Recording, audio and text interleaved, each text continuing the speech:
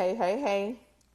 Welcome to Money Monday. I am getting signed on to Instagram here so I can do both my lives at once. So I wanted to get this set up first. You guys come on in and we're going to get started promptly at 9 p.m.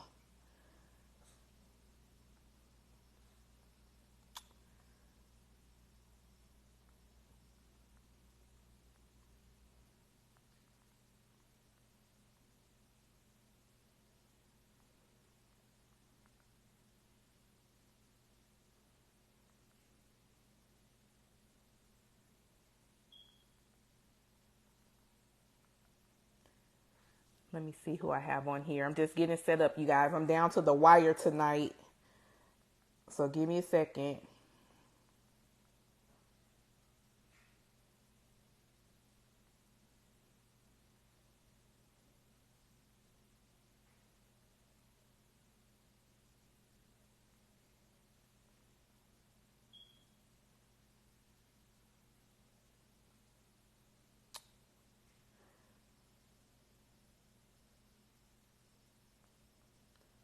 Instagram is giving me issues. Bear with me. Thank you for joining. We'll get started in a few moments. Just let me get this in here. I almost forgot it was Monday a little bit. Woo. How could I forget? I think my hiatus. Come on now. Okay. All right. I'm set up. Welcome to Money Monday. Thank you for joining me. Tonight, we're going to be talking about these high rent prices. Let's give folks about another minute to sign on. And then we're going to jump right in. I'm going to give you some tips on what you can do. I'm going to explain the market to you guys, kind of what's going on. Let's talk about it tonight for Money Monday, okay? As always, I have my notes here. Okay. Hey, Natalie, welcome to Money Monday. We're going to give folks a few seconds to to hop on, and then we'll get started. Tonight for Money Monday, we are talking about these high rent prices, what you can do. I'm going to be talking about why rent prices are so high, why they're soaring. I'm going to give you some ideas on what you can do to help with these high rent prices. So let's go ahead and jump right in.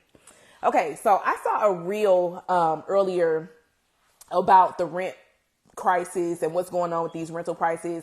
And it got me to thinking that this is a great opportunity to share with you guys a little more about the reel, what you can do, what that looks like, give you my personal story, and we can kind of talk about it, right, for Money Monday. So in the reel, there was a analyst from Redfin, and she was saying that basically from the housing crash of 2008 until the pandemic, housing development shrunk, right? We weren't creating apartment complexes. We weren't building single family homes. We weren't really doing anything. So now we have this whole demographic of people being millennials and Gen Z who are ready to start buying homes, and you know, they don't have anywhere to live. They're trying to move out their parents' houses. They don't have anywhere to live. And it's resulted in a 4 million house shortage, right? So in the United States, just the United States, across the globe, we're talking about everywhere from California to New York.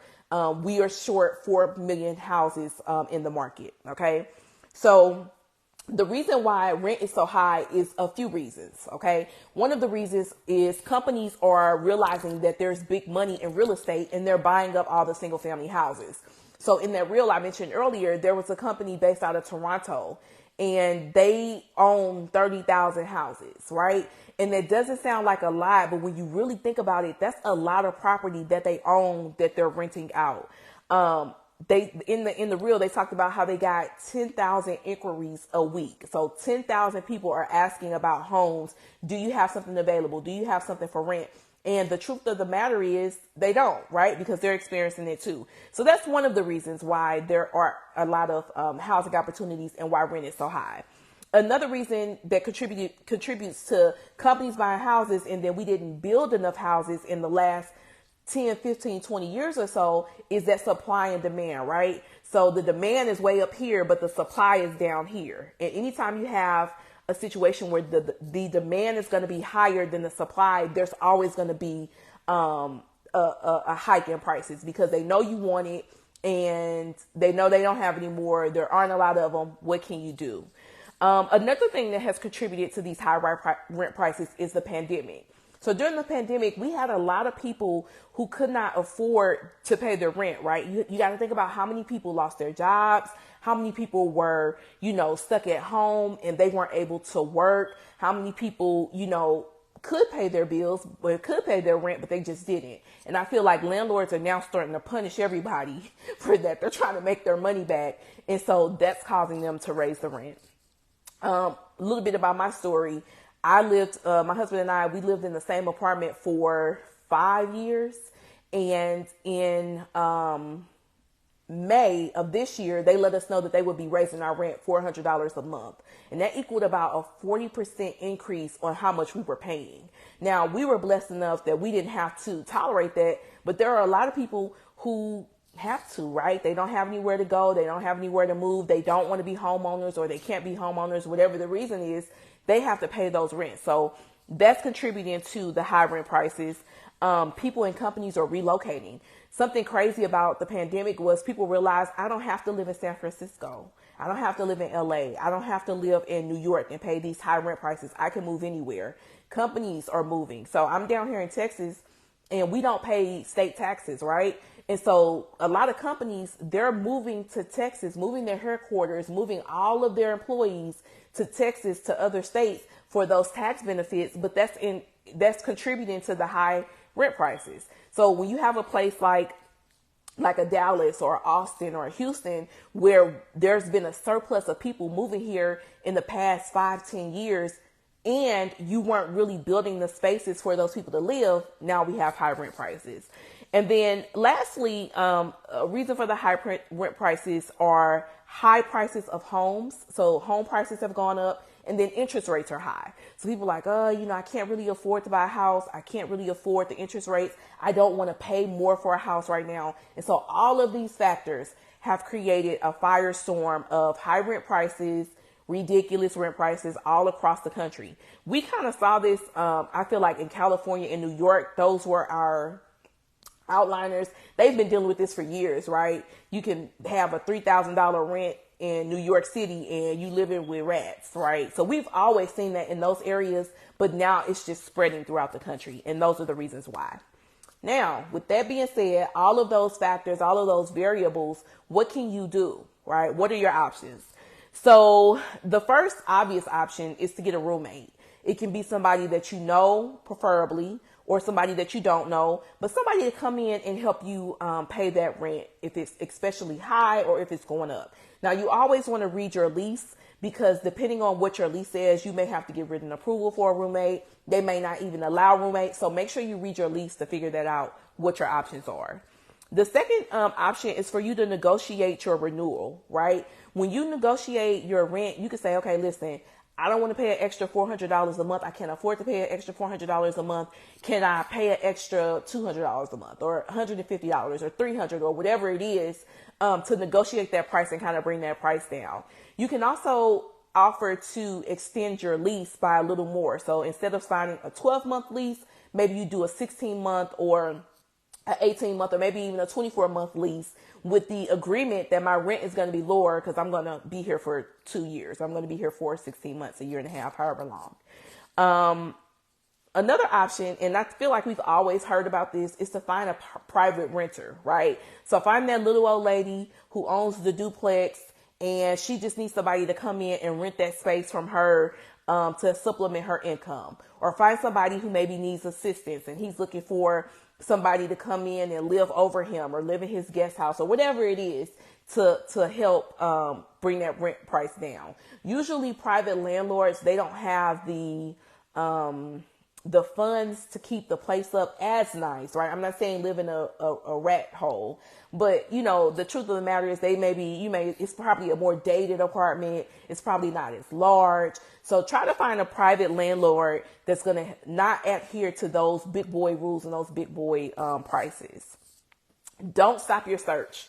Okay. If your rent is too high, don't, start looking and then stop. Don't become discouraged. You want to keep looking because you never know what's going to be out there. You never know what you're going to find. So if you're searching for ways to reduce your rent and you're like, okay, I just got to move, right? Keep looking for those rental places so that you can reduce your rent amount. Know the law. One of my cousins lived in DC and his apartment complex was saying they were going to go up on his rent. Let's say it was $600. And he knew the law, reached out to the landlord and said, listen, the rental company or whoever it is trying to charge me $600 a month of rent. And his landlord said, wait a minute, you can't do that, right? Certain cities, certain counties, certain states, they have laws that landlords cannot raise your rent by so much at one time or within a certain time frame. So they can't raise your rent by 50% within a year. And so know the law, research the law, because what they're doing may not even be legal. Consider renting out your extra space, right? So if you are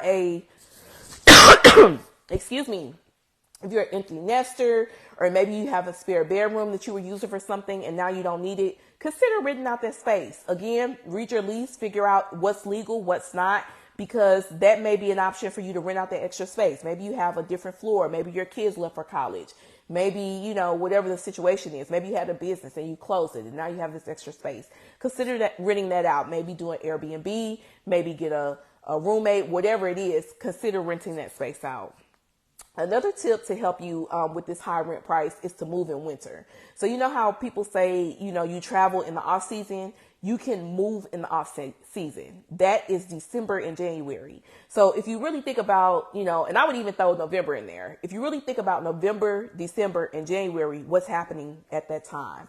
First of all, school has already started back. So you don't have those parents looking for new places so they don't have to pull their kids out of school, find them a new bus and blah, blah, blah, blah, blah. You have a lot of holidays within that time. So, you know, people don't want to move during the holidays. They kind of want to stay put. Maybe they host Thanksgiving. It's very cold in most places. So that usually means snow. That usually means ice. So consider moving in the off season because that may guarantee you a lower rent amount. Another option is to prepay for your rent up front. So let's say that your landlord, it's time for you to renew your lease or you're moving and you have an extra $4,000 or $5,000. Say, listen, I'll give you $5,000 up front now for the rent if you reduce my rent amount by $400 a month.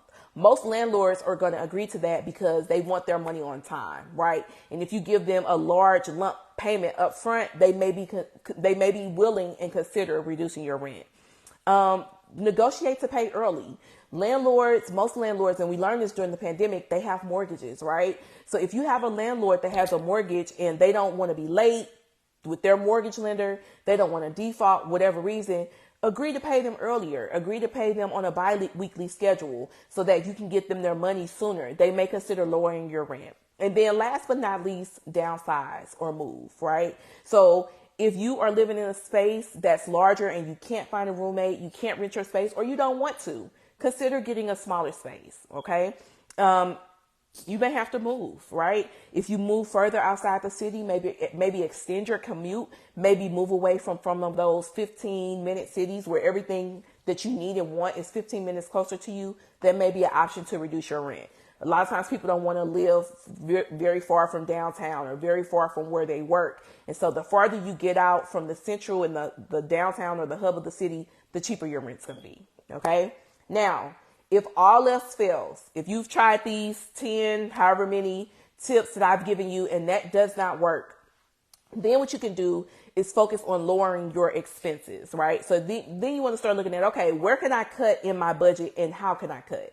So give up your parking space or your garage at your apartment complex, right? That's going to help lower your rent. Sometimes those garages, depending on your city, or those carports, those car spaces, they can run you $50, $100 a month. So consider getting rid of those to reduce your rent. Reduce your grocery budget. excuse me, reduce your grocery budget. So start really focusing on how much money you're spending on at the grocery store, how much money you're spending on Uber Eats, how much money you're spending eating out, and reduce that amount. Watch your utility usage. So start turning out those lights. Take shorter showers. Don't wash your clothes as frequently, right? Start figuring out how you can cut those utilities down to help you save a little bit of money to go towards that higher rent.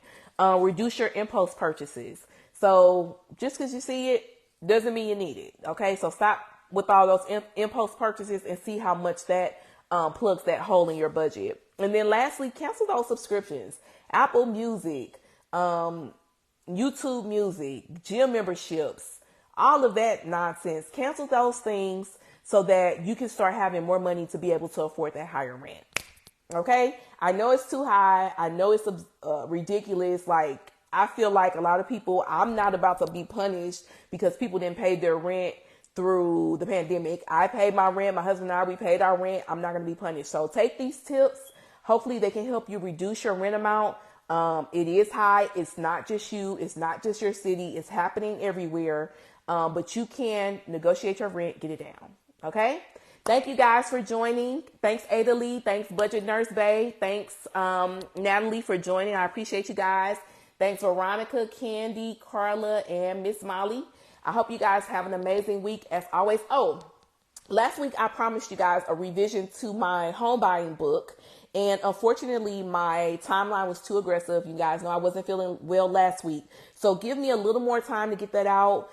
It's still great content. It's still available, but I want to reorganize and redo some things since I just went through the home buying process and give you guys the latest details and the latest information. Okay. So give me some more time. I'm shooting for the end of this, by the end of this month. So before October, but we'll see. If I have it available before then, of course, I'll submit it. I'll release it before then. I hope you guys have a great week. I will see you on Monday. Bye-bye.